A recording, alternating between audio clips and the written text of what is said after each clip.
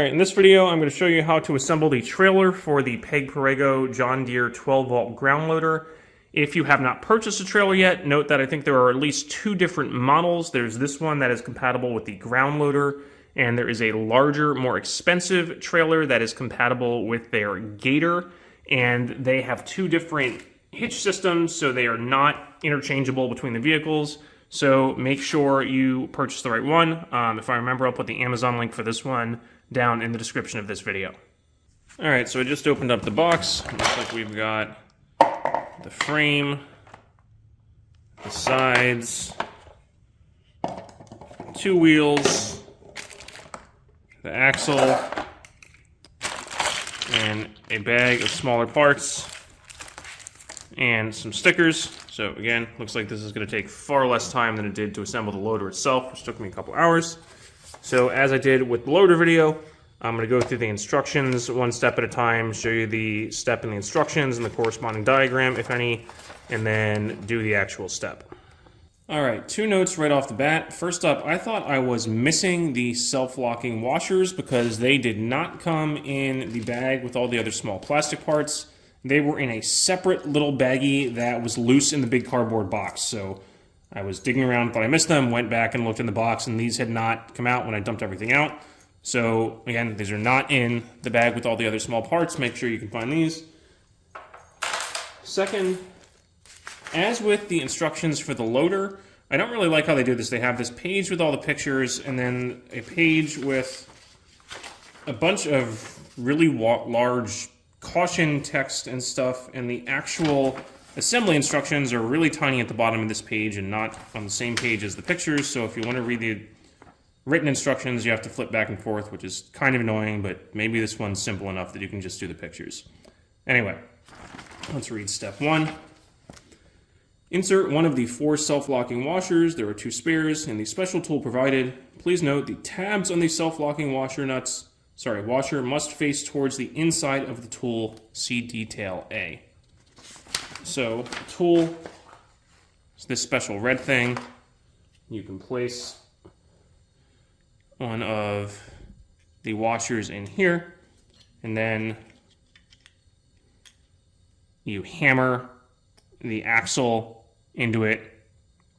And as I learned when I did the loader, although this is a different style of washer, you can do that too hard, so kind of be careful and gently tap it in, but they do provide 2 spares in case you break these, so I'm going to get that set up and then film it. Okay, so this is a little confusing. Again, looking at this closely, step 1 says the tabs on the self-locking washer must face towards the inside of the tool. See detail A. And look at picture A here. It shows this cross-sectional diagram with the tabs on the washer facing down. But if I look at this washer closely, the tabs are kind of along the top edge but angled downward.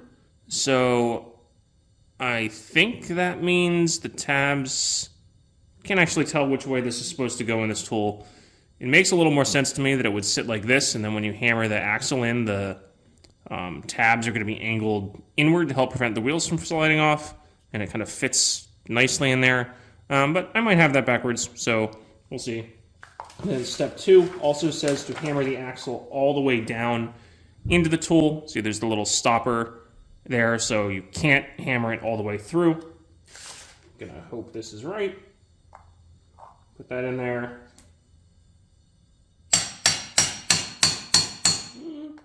I may have that backwards. That's kind of hard to hammer in, so I think I'm going to flip that around, have the tabs facing the other way. Now they're angled down, and that should make it easier to get this in there.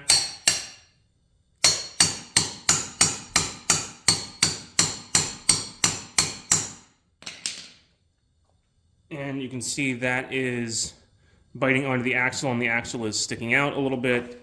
Again, stopped by the spacer thing blocking in the bottom of this tool. So I'm going to go on to the next step. I've already done step 2, remove the axle from the packaging, use the hammer. Place the wheel bushings into the wheels. Large end fits inside the wheel. Then place these components onto the axles in this order.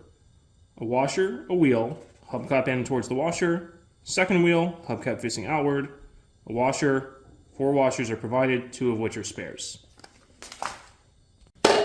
So they're missing a picture of the wheel bushing step. They just show the part where you slide all those pieces onto the axle, but I am 99% sure these are the wheel bushings, and they mentioned that the large end fits into the wheels, so while at first it looks like you might want to do that, it's the other way around, and yep, that does fit in there nice and snug. So, in the order they mentioned, we're going to do washer, wheel with the outer hubcap side facing toward the washer, and there's actually a bunch of friction. That's kind of hard to get in there. Jeez. There we go. Okay, so tried doing that with all my weight, and the bushing didn't want to go on. There we go. And then gonna have the next wheel with the bushing facing in. Double check the written steps to make sure I'm not missing some part that goes in the middle there, but I don't think so. Yep. Wheel bushing into the wheels, blah blah blah, onto the axles in this order. A washer, a wheel, the hubcap towards the washer. Second wheel with hubcap facing outward, and then another washer. Okay, so I gotta get this one on there. Careful not to impale yourself on the axle if you are leaning. Oh, okay, so that time it pushed the hubcap off. You gotta be careful if you're leaning down not to stab yourself on the axle. And that actually shaved off. I don't know if you can see there's some of the yellow plastic that came off there. So I don't know if that hubcap snapped.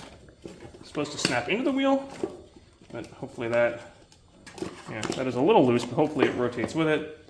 Then I'm going to do another washer, and then I believe we're going to flip the whole thing over and hammer the other locking washer onto here. Okay, yep, next step is step 4. Sorry, I have not been reading the step numbers out. Put a self-locking washer in the special tool, place the tool over the unsecured end of the axle, and hit it with a hammer. So I'm going to put this on here. And interestingly, I believe it said, rather than flipping the whole thing upside down and putting the tool on the bottom, it said to put the tool on the axle and hit it with a hammer. But that's not what it shows in the diagram, so I am going to flip the whole thing upside down and put the tool on the ground. So this goes down here. Flip this whole thing over. Make sure that gets lined up.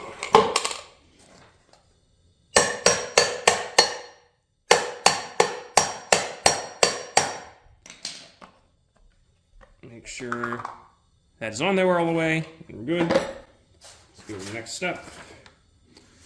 Install the axle assembly on the bottom of the trailer. So as shown in the picture, that just gets pushed down into these slots here on the trailer. So I'm going to slide the wheels all the way out. Make sure they're spaced out far enough for this. And press down. That snapped into place pretty easily. Next up we have, there's the Spanish instructions.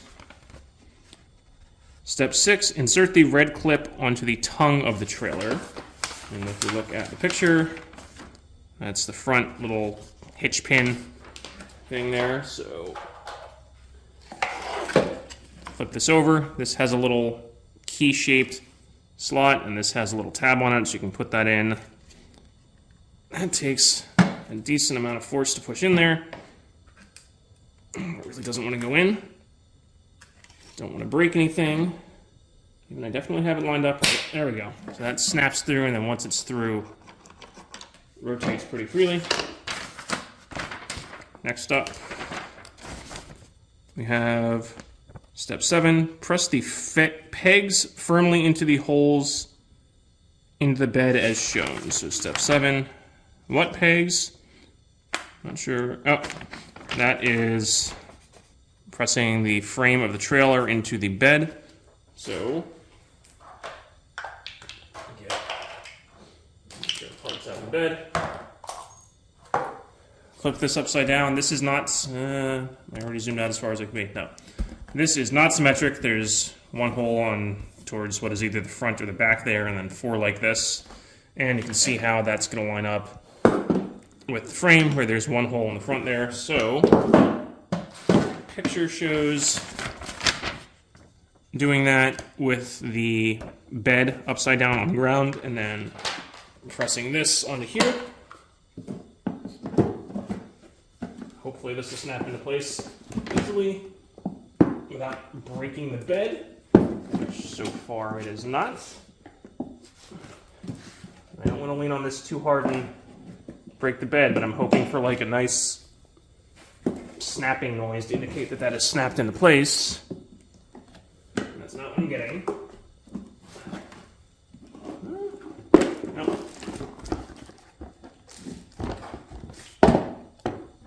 Maybe not.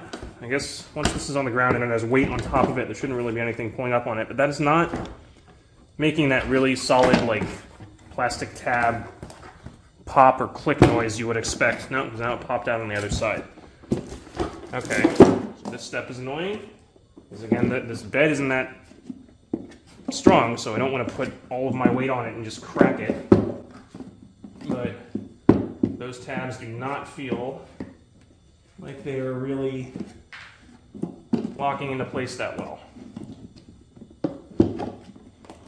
Okay, so I guess I'll stop filming so you don't have to watch me sit here and struggle with it for a couple minutes, but again, those tabs, I don't want to use a hammer and crack the plastic. I'm trying to use 2 hands to squeeze on both sides here and get it snapped together. But, no, okay. Let's double check the instructions.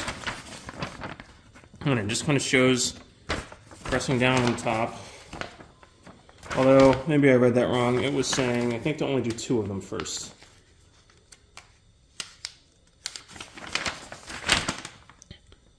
No, never mind. Press the pegs firmly into the holes in the bed as shown. Okay, so I had stopped filming, but I did just get one of them to actually lock in by pushing directly on it with my thumbs one at a time instead of trying to put the whole... There we go. So don't put it down and try to press on the whole thing at once because there's too much flex in the bed. You need to hold them and press individually on each tab, and then you will get a nice loud click. Hopefully, we'll do this one over here. So, again, don't recommend doing what the diagram showed, because there was too much flexibility when I put it down and tried to push on the whole thing at once. Now this last one really doesn't want to go in. Come on.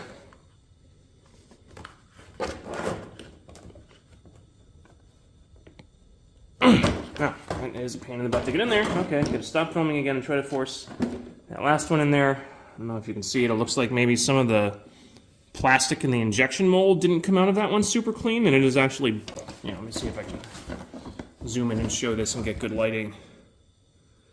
If I look at this one, for example, let's see how the 2 sides are clear and the green tabs could come in from the top. On this one, I don't know if the camera will focus, it was a messy mold and there is black plastic blocking the sides, so the green tabs cannot come through. So I'm going to have to go get, I don't know, some diagonal cutters or a Dremel or something, or a file, and actually cut that plastic out so the tab can go in all the way. So I'm going to go do that and come back. Okay, so that was super annoying, and you can see how it's kind of mangled in there now, but I used a combination of tools to shave away some of the excess black plastic, and now the green tab fits in and everything sits flush. So, next up we have step 8, assemble the 3 sides of the trailer. Ensure that the parts with the wooden effect are facing outward. So step 8 here, it looks like those should just slide together. Hopefully that should be easy. These come tied together, so I need to grab a pair of scissors real quick.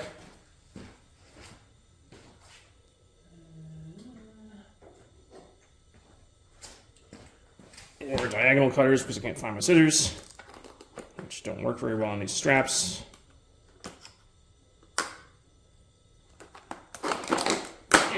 There we go.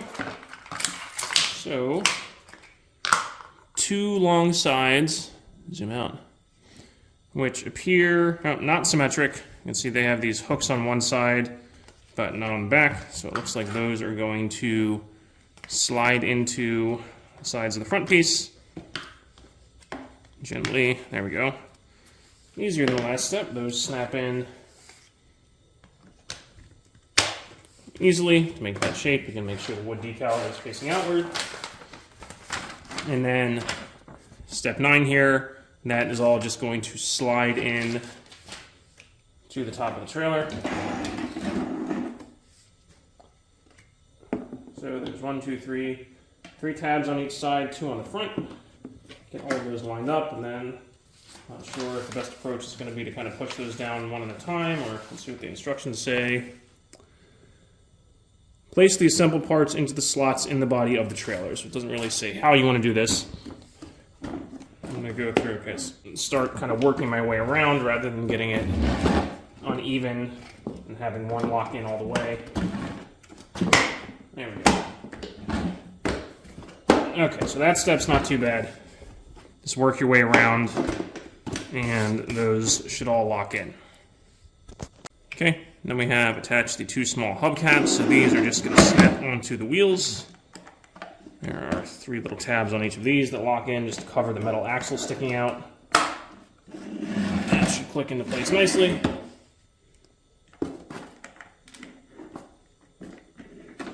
And then, aside from putting all of these sticker decals on, I'm going to skip that step for now. Don't feel the need to film that. We have the final step of attaching it to the tractor.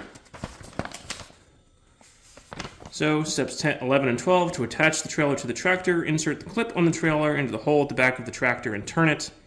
Position 1, the trailer can be removed. Position 2, the trailer is attached. Please note the weight capacity of the trailer is 22 pounds, so don't let your kids, I guess maybe if you have a baby or something, but I have a toddler and an 8-year-old, so don't let your kids ride in this trailer or they will probably break it. But looking at the picture here, that clip is going to slide into the hitch on the back of the tractor, and then you can rotate it to lock it so it won't come off. So let's move the camera over here. Zoom in. You can see there's that horizontal slot here where this red pin should line up. And that went in a lot easier. And then it slides over. See if I can zoom in even more. Get it to focus, maybe. Sorry, the lighting's not great. Lock in, and there you go. So, and hopefully you found this video helpful. If the instructions aren't great, if you have a comment or experience assembling this yourself, go ahead and leave a comment below this video. Thank you.